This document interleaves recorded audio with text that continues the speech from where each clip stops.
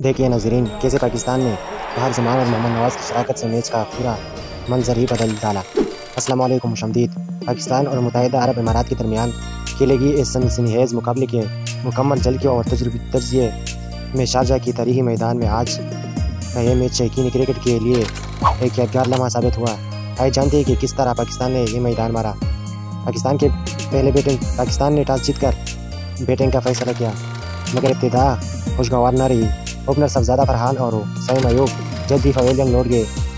इस मौका पर फारजमान मैदान में आने और मैच का नक्शा ही बदल डाला। फारजमान ने अपनी मखसूस जरहाना अंदाज में खेलते हुए सिर्फ 44 गेंदों पर नाकाबिल शिकस्त 77 रन बना डाली। बहुत टाइम बाद फारजमान ने फॉर्म में आ गया है। इनका साथ दिया ऑलराउंडर मोहम्मद नवाज़ ने, जिन्होंने इस टूर्नामेंट में बहुत ही अच्छी परफॉर्मेंस दिया है। मोहम्मद नवाज़ ने 37 रन बनाकर टीम को मज़ीद मजबूत बख्शी। दोनों की शानदार शराकत ने पाकिस्तान को एक बेहतर मजमूए तक पहुंचाया।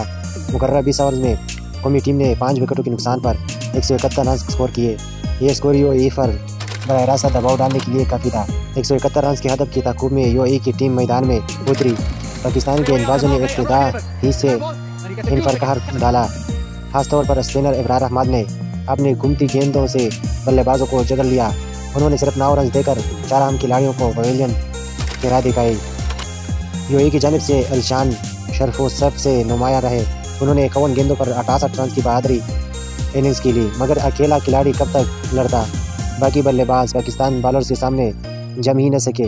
नतीजा ये निकला कि मुकर्रर ओवर्स में यूएई की टीम 140 रन पर ढेर होगी और यूँ पाकिस्तान ने यह मैच जीतकर 31 रन से अपने नाम कर लिया है। यूँ पाकिस्तान ने एक शानदार फतह हासिल की। फारजमान के बरक रफ्तार इनिंग्स और इब्रार अहमद की तबाकून बॉलिंग इस कामयाबी की असल बुनियाद है।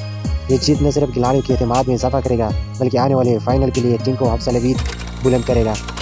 यूएई ने भी हिम्मत और जज्बे के साथ खेल पेश किया है, जो लायक तहसीन है। नजरीन, आपको फारजमान की जरहाना बैटिंग ज़्यादा मुतासिर कौन लगी या इब्रार अहमद की शानदार बॉलिंग?